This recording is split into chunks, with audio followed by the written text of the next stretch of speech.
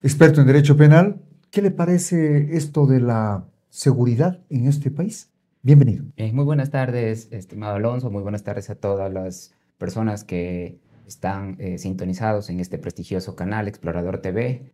Primero, agradeciendo su gentil invitación. Sin duda alguna, la inseguridad en nuestro país hoy por hoy ha avanzado a pasos agigantados. No existe realmente verdaderas políticas de Estado que vayan a contrarrestar estos hechos lamentables. A nivel nacional vemos como nuestro país cada día se hunde más en estos problemas de inseguridad. Doctor, se dice, por ejemplo, que no nos deberíamos preocupar mucho porque se están matando entre ellos. Y cuando digo se están matando entre ellos, son la gente que está destinada o a labores no tan lícitas o ilícitas como esto del narcotráfico o problemas de manejo de cosas robadas y todo lo demás. Entonces se están matando entre ellos, no deberíamos preocuparnos. ¿Es así el asunto o es una percepción equivocada? Me parece que es una percepción equivocada, una utopía creer que se están matando entre ellos. Primero, cuando entre ellos se matan, que sin duda alguna también existen estos casos, Ajá. pero lógicamente uno fallece, inician dos, tres, cuatro con el negocio, y esto es un círculo vicioso como tal que se sigue dando. No es que muere y desaparece, sino No, que asoman tres nuevos, interesados más en la actividad. a escalar esos altos rangos de poder. Además, recordemos que siempre existen víctimas indirectas. Lastimosamente de estos negocios ilícitos, narcotráfico, crimen organizado, las víctimas indirectas siempre están ahí. Por lo tanto, es utópico pensar que entre ellos se están acabando y es mejor para nosotros. Ajá. Eso no es tal como... Ahora, este problema ha sido adecuadamente atacado por parte del gobierno. Es cuestión de militarizar las calles, es cuestión de blindar las plazas y los edificios para que se termine esta delincuencia. No, para nada, para nada. Lastimosamente, los gobiernos, los candidatos ahora mismo en el debate que pudimos ver, nos propusieron solamente medidas populistas. Sin duda alguna, la sociedad está harta y la sociedad quiere que se contrarreste y que de forma inmediata se acabe con los altos niveles de inseguridad. Queremos, es más. Pero es tan populista creer que porque sacamos militares a la calle el problema se va a terminar. Está tan impermeado en nuestra sociedad la delincuencia que son fáciles de corroer. Ya se propuso, o en anteriores ocasiones se debatía sobre el hecho de que si los militares salen a las calles se va a contrarrestar, y en efecto, cuando vimos el pico de la inseguridad, pudimos nosotros observar que salieron los militares a la calle a contrarrestar, pero son medidas parches porque funcionan en el momento. Pero luego de ellos vimos el abuso por parte de los militares, vimos que ciertas, o por lo menos se presume que ciertos miembros de los militares ya se corrompieron, porque ya escuchábamos en las noticias a nivel nacional que los mismos militares ingresaban artículos prohibidos a las cárceles y situaciones que estaban acorde con las denuncias que se escuchaban como los narcopolicías y los narcomilitares. Entonces, la solución jamás puede ser sacar más militares a las calles. Hay otras verdaderas políticas de Estado que deberían de ir ¿Cuáles, por ejemplo? me parece que sin duda alguna, para contrarrestar el crimen organizado, para contrarrestar sobre todo estos menores de edad, los menores de edad que sin duda alguna no tienen ni siquiera la capacidad muchas veces de comprender el acto, la pobreza, cómo viven ellos con las mínimas cantidades de dinero, entonces son presa fácil de lampa. Les empiezan a dar drogas, empiezan a incursionar ellos en el consumo de las drogas y los compran con 10, $20. El ingeniero Martínez nos dijo que había leído algo que les ofrecían de 2,000 hasta $50,000 para que hagan el acto para que cometan sicariatos. Claro, sin duda alguna. O sea, la delincuencia organizada está tan bien conformada que les empiezan, o sea, cuando empiezan a tenerlos en sus redes, primero lo que hacen es brindarles sustancias catalogadas a fiscalización para su consumo. Luego de ello empiezan a proveerles para el alimento de su familia. Y luego, sí, cuando ya los tienen preparados, ya para que cometan crímenes como el sicariato, empiezan a cancelarles mucho más dinero con el objetivo, lógicamente, de que cumplan con el cometido. Pero todo ello, todos estos pobres niños, y lo digo lastimosamente pobres, son por el hecho de que lógicamente, seamos claros, ¿Dónde nacen? ¿Cómo nacen? En hogares disfuncionales, padres separados, donde ven este hecho. Entonces, lógicamente, son presa fácil de la delincuencia. Barrios donde no existen los servicios. No existen servicios básicos, no existen comodidades algunas, no tienen acceso a internet. O sea, entonces... Generalmente es un solo cuarto que hace de cocina, sala, comedor, dormitorio y todo, ¿no? En efecto, en efecto. Sí. Sobre todo en la costa se puede ver mayor puntualizado estos hechos. Entonces, sobre la base de todo ello, existen verdaderas medidas que se pueden utilizar.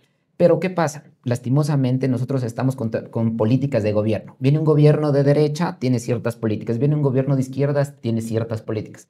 ¿Qué funciona realmente? Políticas de Estado, sin importar el gobierno que vaya, pero políticas estatales fuertes, como por ejemplo, articular el trabajo, Ministerio de Trabajo, Ministerio de Deporte, Ministerio de Educación, Ministerio de Bienestar Social, de tal naturaleza que se incentive a estos niños a la educación, que se incentive al trabajo, a la recreación, a darles o a brindarles alimentación, crear fuentes de empleo, que es lo que va a garantizar poder contrarrestar esta delincuencia que se encuentra incrustada. Doctor, el diagnóstico y las posibles soluciones me imagino que son conocidas. La pregunta es, ¿por qué no se hacen? Yo quiero hacer aquí un paréntesis. Medellín fue una de las ciudades más violentas en la década de los 90. Sin embargo, con lo que usted acaba de señalar y siguiendo esa misma lógica, logró reducir a niveles normales, digamos, la violencia en esa ciudad. Hoy ya no se escucha lo que fue Medellín hace tiempo atrás.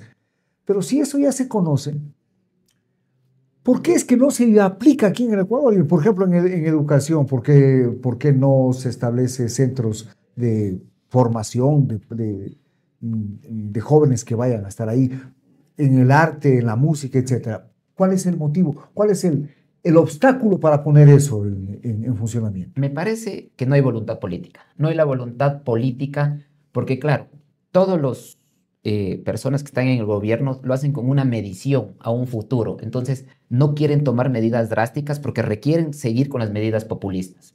Si yo sé que invierto acá, pero dejo de invertir acá donde realmente tengo la votación, no me interesa. Entonces, no tengo esa verdadera voluntad política para trabajar en proyectos de mejora sustancial para combatir los delitos o los crímenes de inseguridad.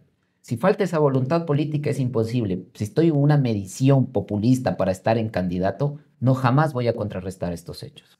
¿Eso quiere decir, doctor, entonces que sí saben, pero que no quieren hacer nada? Sí, sin duda alguna. O sea, las políticas están ahí de que tienen conocimiento y de que saben cómo se debe de llevar a cabo ciertos programas, ciertos proyectos, los tienen. Ahora, no hay voluntad política, sin duda alguna estamos estancados económicamente, estamos pasando niveles bajos en cuanto a la economía. Entonces, todo esto conlleva a que no exista verdadera políticas que vayan a favor de estas personas desprotegidas, sin duda alguna. Doctor Castillo, ¿usted cree que es necesario incrementar o endurecer las penas? No, yo no estoy de acuerdo jamás. Me parece que son otros actos de populismo penal. Recientemente acabamos de ver en julio del año pasado que se incrementaron penas privativas. Por ejemplo, el asesinato, que tenía una pena privativa de 22 a 26 años, se lo incrementa de 26 a 30 años. Son tan populistas que el femicidio, que es un delito más grave que el asesinato, sigue teniendo una pena de 22 a 26. No siquiera hacen una verdadera estudio de las penas. Para diferenciar, ¿no? Exactamente, sí. No hay una proporcionalidad. Nuestra norma supra, que es la Constitución, dice que tiene que haber una proporcionalidad en cuanto a la pena que se le va a poner de acuerdo a la gravedad del delito. No lo hace. Entonces, simplemente dicen, aumentemos las penas, pero aumentando las penas no hemos podido visibilizar una reducción en esos delitos, porque lo que se quiere o lo que se trata es de prevenir el cometimiento de los delitos. No de castigar. No, porque la pena no es neutralizante, la pena no es un castigo, la pena es una resocialización. O sea, no están dando el verdadero concepto de lo que es la pena. La pena no me sirve para neutralizarte, para castigarte. Me sirve para que tú te resocialices y posterior te reincorpores a la sociedad. Cuando hablamos de resocializar, ¿qué estamos diciendo?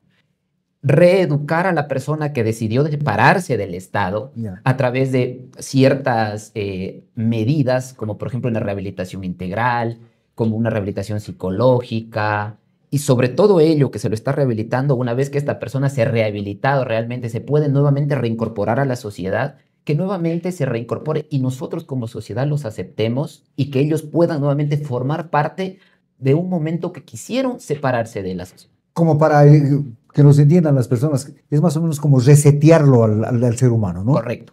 Correctísimo. Pero, ¿qué pasa? A ver, lo que pasa es que todos tenemos claro qué es un centro de rehabilitación social.